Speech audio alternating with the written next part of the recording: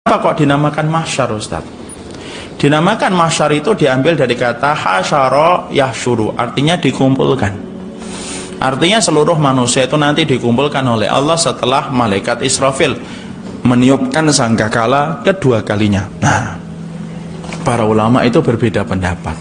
Berapa kali malaikat Israfil itu meniupkan sangkakala? Ada yang mengatakan 3, sebagian riwayat mengatakan 2. Dan saya tidak mengambil pendapat yang pertama, saya mengambil pendapat yang kedua. Sesungguhnya sangkakala itu ditiup oleh malaikat Israfil itu 2 kali.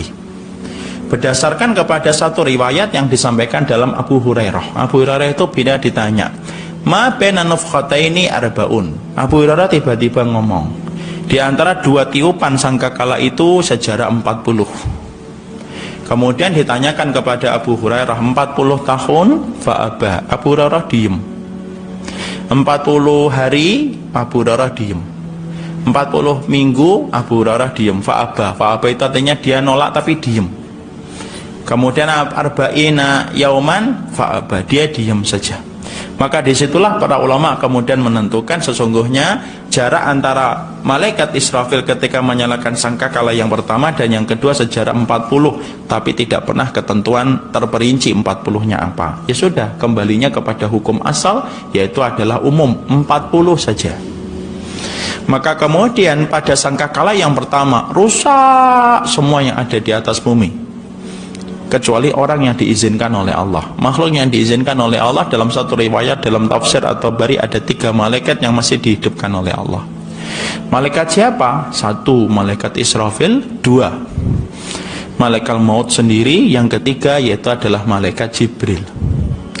3 malaikat ini masih dihidupkan oleh Allah setelah seluruh alam semesta itu dihancurkan oleh Allah, dan itu nampak dalam peristiwa surat Al-Zalzalah ketika menceritakan bagaimana dahsyatnya peristiwa hari kiamat ketika ditegakkan oleh Allah.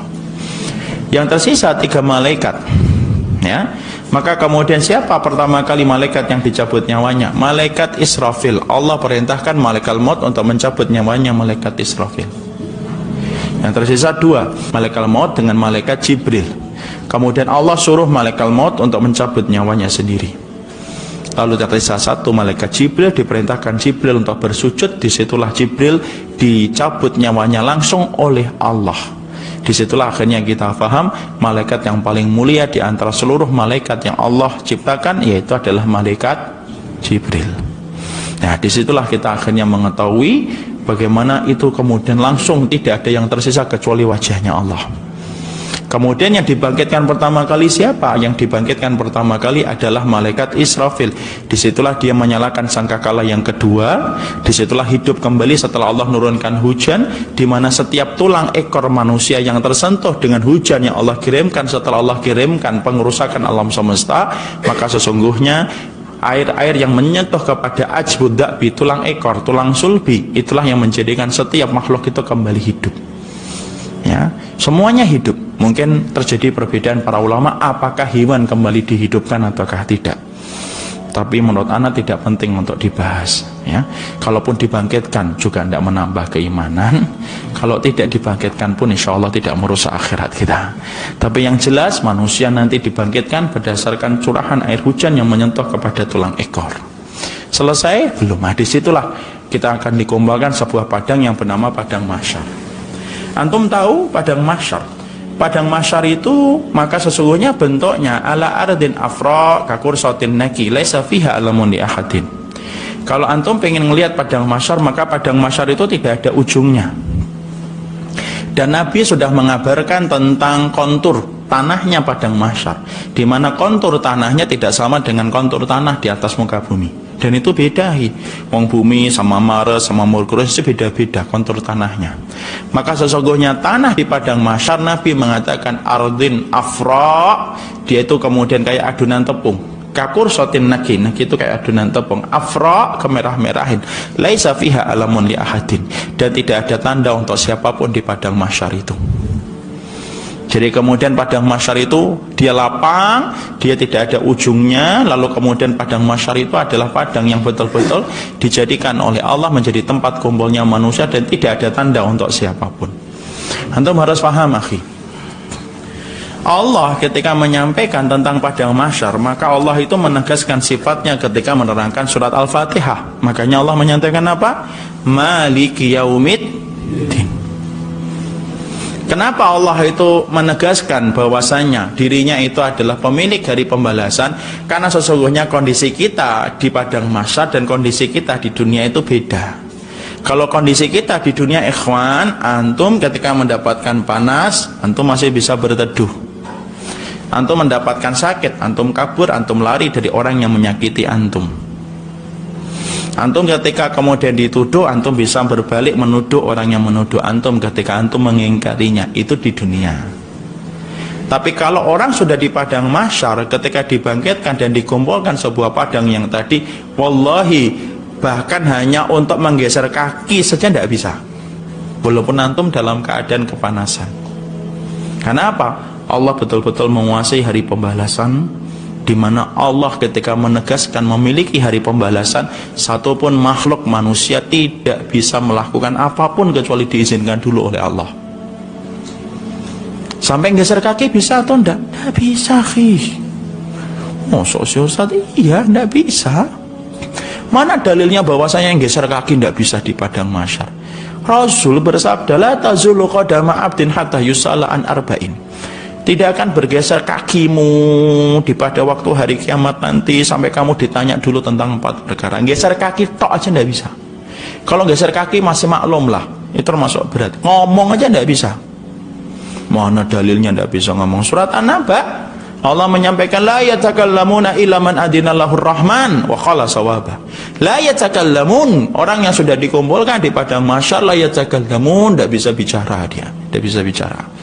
Gagap, bisu, apapun itu, pintar ngomong, retorikanya bagus, khitobahnya mumtaz, sekut, tidak bisa ngomong ketika sudah di hidup akhirat.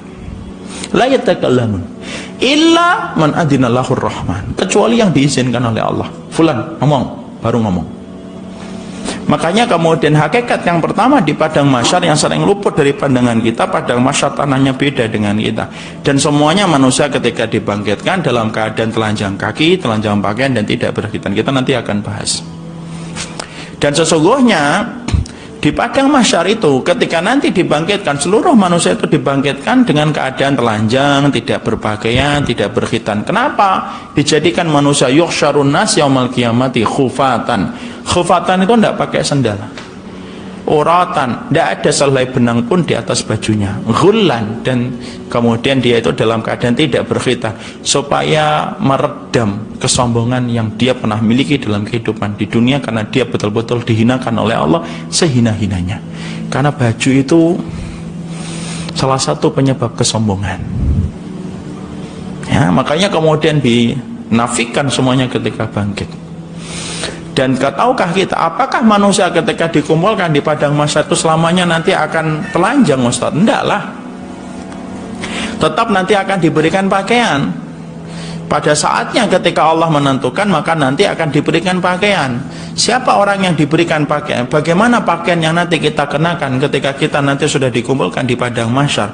Yaitu pakaian yang nanti antum dan saya kenakan di padang mahsyar, yaitu adalah pakaian yang dulunya kita kenakan ketika kita diwafatkan oleh Allah dari kain kafan yang kita pakai.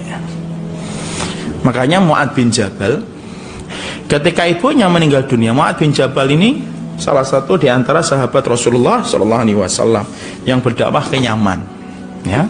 Maka kemudian Mu'adz bin Jabal ketika ibunya meninggal dunia itu paling banyak ngomongnya untuk membicarakan kain kafan, tentang kain kafan ibunya, kain kafan ibunya.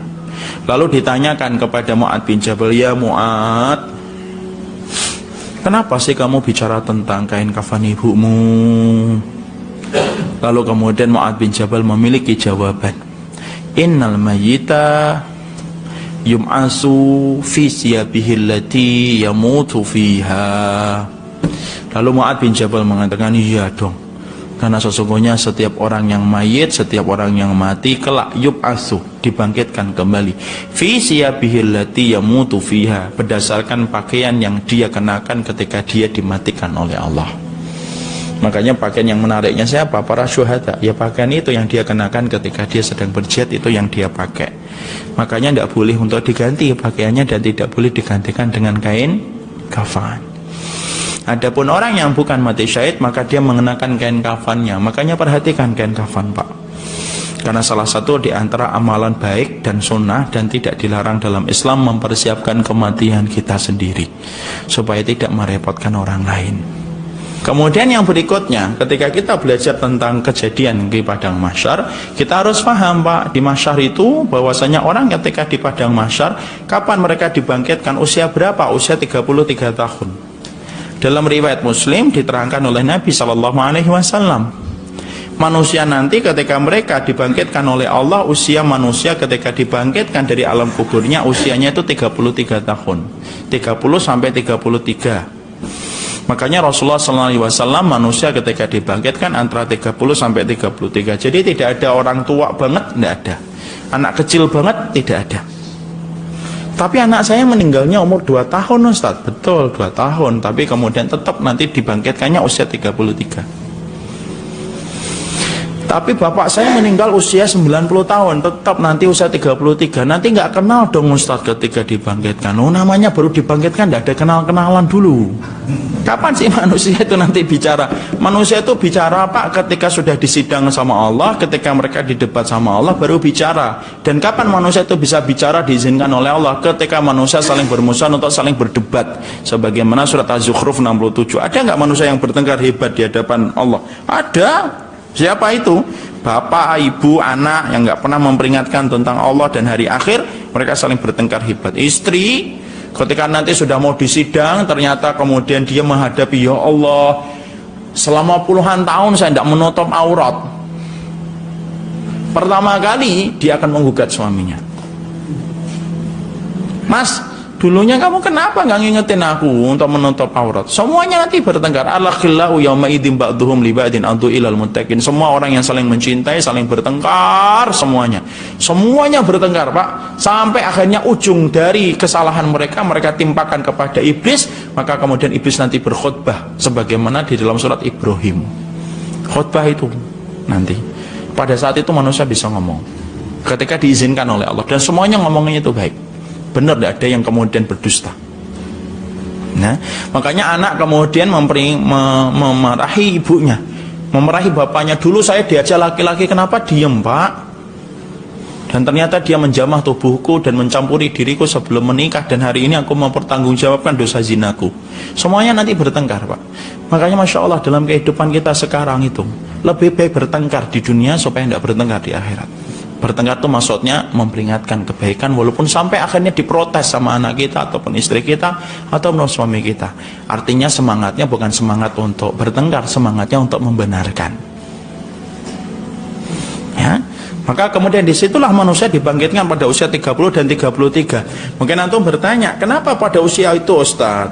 Imam Nawawi menjelaskan karena pada usia itu sempurna fisiknya seseorang itu pada usia 30 sampai 33. Maka sesungguhnya manusia ketika dibangkitkan di padang mahsyar yang kita harus pahami, maka sesungguhnya manusia itu akan diberdirikan oleh Allah. Jadi tidak ada yang duduk. Makanya Rasulullah SAW menyampaikan bahwasanya sesungguhnya manusia ketika mereka nanti di padang mahsyar yang tadiruna qiyaman arba'ina sanatan sakhisatan absarohum ila sama yang tadiruna faslal qada. Perhatikan hadisnya. Sesungguhnya yang tadiruna kiaman, manusia nanti ketika di padang mahsyar, maka setiap manusia itu ketika di padang mahsyar itu berdiri. Dan ingat, Allah memberikan kekuatan kepada manusia di padang mahsyar tidak sebagaimana kekuatan dia ketika di waktu di dunia. Makanya tidak ada yang minta duduk nanti, tidak ada. Ya Allah capek, ya Allah duduk sebentar gitu, tidak ada. Syekh Utsaimin menerangkan manusia ketika di padang mahsyar mereka akan diberdirikan dan diberikan kekuatan. Bahkan tingginya manusia aja dijadikan beda dengan tingginya antum ketika di dunia. Tingginya antum seberapa? Sekarang kan tingginya kita ini berapa sih? 2 meter, tidak sampai. Padahal kemudian kita sebenarnya kalau mendapati bapak kita Nabi Adam, tingginya Nabi Adam itu situ nadhiro'an 60 hasta. Berapa itu? 30 meter. Makanya ada orang di Arab Saudi, dia pengusaha baju, dia membuat bajunya sebagaimana hadis ketika membaca riwayatnya Nabi Adam. Tinggi itu, Masya Allah. Setinggi itu kemudian dibuat pakaiannya itu. Dan itu kemudian, kenapa kok sekarang umur kita kok tinggi kita segini-segini aja Ustaz? Atau lebih tepatnya BANTET, bantet. Maka kemudian Rasulullah menyampaikan, Rasul yang menyampaikan jawaban bahwasanya inna awwala ma khuliqa bani Adam sittuna dzira'an falam yajal yangkus hatal an bidunubihim wa ma'asihim. Sesungguhnya Nabi Adam ketika pertama kali diciptakan tingginya 60 hasta, kemudian berkurang disebabkan dosa-dosa dan maksiat manusia. Maka dikurangi oleh Allah. Makanya maksiat Pak bukan hanya berakibat kepada orang yang melakukan, tetapi berakibat kepada alam sekitarnya menjadi rusak tatanannya. Jadi sekarang kita ini 1,5 meter, 1 meter 2 senti, itu ya disebabkan karena dosa-dosa kemaksiatan. Makanya kemudian manusia ketika dibangkitkan di padang mahsyar, maka sesungguhnya dibangkitkan mereka yaitu adalah kemudian 60 hasta, dan kita diciptakan sebagaimana Nabi Adam. Nah kembali tadi, manusia dibangkitkan dalam keadaan berdiri, lalu kemudian kepala mereka sakhisatan absarahum ila sama, maka kemudian kepala mereka itu mendongakkan ke atas gini. Yang tadirun itu nunggu faslal qada, mereka menunggu keputusan yang Allah berikan kepadanya. Dan antum tahu kan, semua manusia ketika sedang dikumpulkan oleh Allah dalam keadaan mencekam, tidak ada yang bicara, wala kalam wala syai', tidak ada kalam, tidak ada apapun. Jadi setelah mereka bertengkar habis-habisan, kemudian malaikat, kemudian Jibril, kemudian khutbah dan melepaskan dirinya dari semua tuduhan itu, semuanya nunggu hisab dari Allah. Tegang sama manusia. Maka pada saat itulah kemudian mereka kemudian mendongakkan kepala. Antum tentunya tahu kan, ada orang yang pertama kali dipanggil untuk diputuskan nasibnya pertama kali oleh Allah, disaksikan seluruh manusia ketika di padang mahsyar.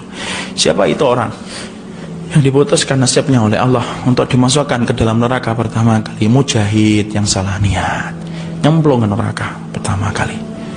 Orang yang nyari ilmu, orang yang berdakwah, ana dan antum nih, salah niat, nyemplung ke neraka pertama kali. Orang yang sedekah, salah niat, nyemplung dia ke neraka pertama kali. Makanya jangan main-main dengan hati.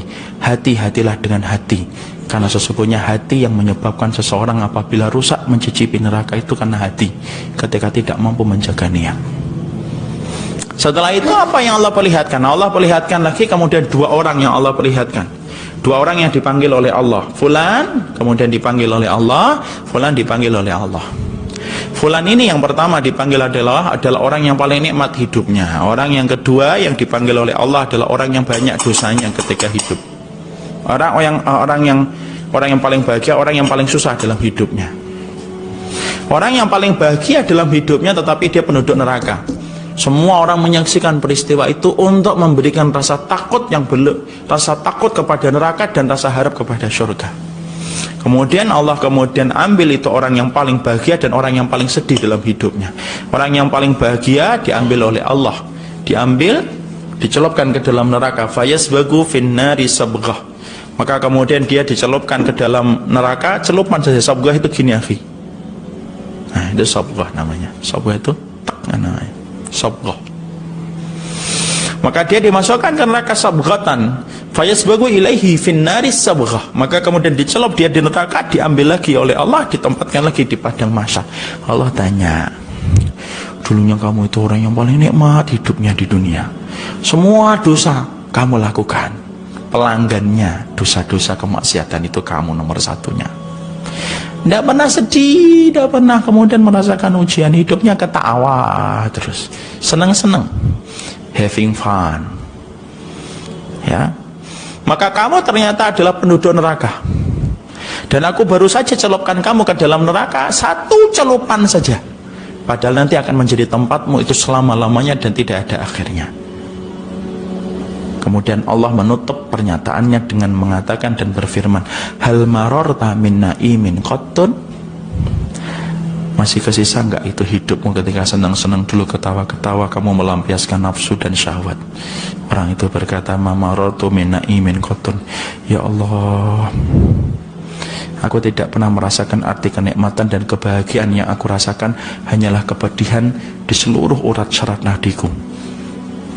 Padahal apa? Dia kekal di dalam neraka. Seakan-akan kita mendapatkan sebuah pelajaran apa Pak? sesenang-senangnya orang yang hari ini maksiat, ngumbar khamar, ngumbar aurat, senang-senang, suka menyepelekan orang-orang yang beriman, suka mengolok-ngolok, menyudutkan orang yang beriman, mendiskreditkan ulama, semuanya itu ketika hari ini mereka ketawa, semuanya ketika ditebus dengan neraka satu celup saja, semua jutaan kesenangan yang pernah dirasakan dalam hidup hilang, tidak ada sisanya. Yang kedua yang dipanggil oleh Allah siapa? Orang yang paling sedih hidupnya, ujiannya bertubi-tubi, ngelamar ditolak terus kan? Kemudian apa-apa nggak kemudian diterima, mau sedekah mepet uangnya, habis tipes DB, habis DB asam urat terus hidupnya itu di ujung dengan kemudian dengan ujian terus itu. Tapi dia penduduk surga. Lalu kemudian Allah kemudian masukkan dia ke surga, fayasbagu fil jannati sabghah. Dia dimasukkan ke dalam surga walaupun celupan, satu celupan saja ditarik oleh Allah, ditempatkan. Semua itu nanti orang penduduk masyarakat itu ngeliatin, akhi. Ngeliatin.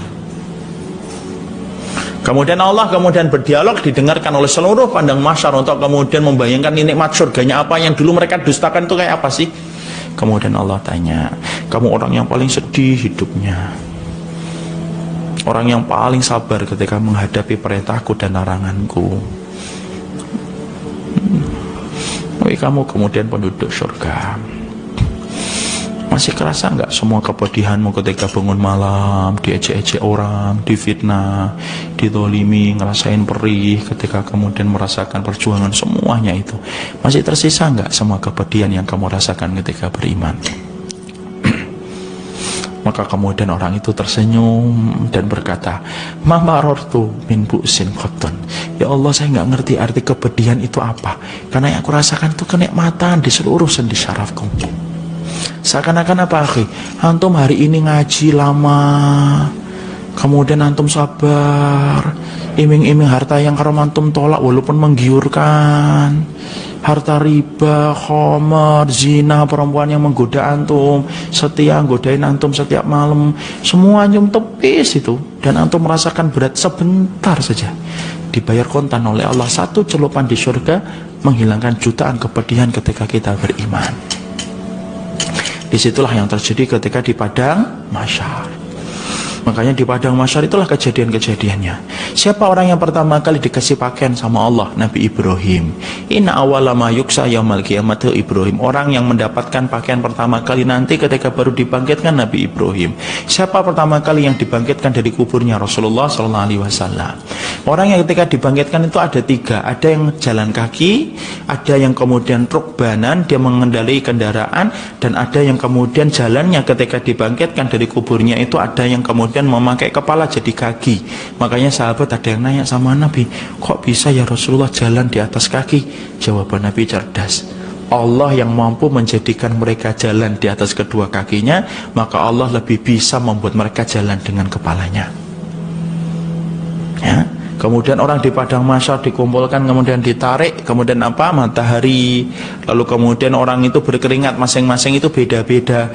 Ada yang keringatnya menyentuh ke mata kaki, ada yang keringatnya menyentuh ke lutut, ada yang keringatnya menyentuh kepada kepala, berdasarkan kepada dosa yang dia bawa ketika tidak menebusnya dengan taubat. Makanya hukum air tidak berlaku di akhirat. Kalau hukum air di dunia itu apa? Satu tempat sama rata. Di sini sedengkul, di sana satu lutut, sama satu dengkul dengan satu dengkul. Kalau di padang mahsyar enggak, ada orang yang sampingnya keringatnya menyentuh mata kaki, sampingnya menyentuh ke lutut, sampingnya menyentuh ke kepala. Kok beda, Ustaz? Bidunubihim, berdasarkan takaran dosa yang dia bawa sampai mati. Makanya antum ini di dunia sudah dikasih oleh Allah 3 sungai. Ayo kita manfaatkan sebelum itu menjadi keringat yang akan menyengsarakan kita. Imam Ibnu Qayyim itu mengatakan, antum dan saya punya 3 sungai untuk membersihkan dosa supaya tidak menjadi bulir keringat yang menyengsarakan kita di padang mahsyar. Apa sungai yang pertama untuk membersihkan dosa? Sungai Taubatan Nasuha. Nyebur di situ, bersihkan diri antum di sungai itu supaya tidak menjadi keringat yang menyengsarakan kita di padang mahsyar. Sungai yang kedua, sungai apa? Sungai ketaatan dan kebaikan. Amal solih itu fungsinya salah satu menghapuskan dosa. Sungai yang ketiga, sungai ujian dan musibah yang antum harus hadapi dengan ridho. Maka itu 3 sungai yang bisa membersihkan dari dosa supaya tidak memberatkan keringat kita pada waktu di hari akhirat. Disitulah kejadian-kejadian tentang padang mahsyar, di mana itu sering kita luput dari pandangan kita. Padang mahsyar nantinya, sesungguhnya padang mahsyar dalam riwayat yang disampaikan dalam riwayat Imam Ahmad bin Hambal, sesungguhnya padang mahsyar itu bagian dari Syam hari ini. Jadi kemudian salah satu bagian dari kota Syam itu merupakan bagian nanti yang kemudian itu menjadi bagian dari mahsyar yang nanti dikumpulkan oleh Allah Subhanahu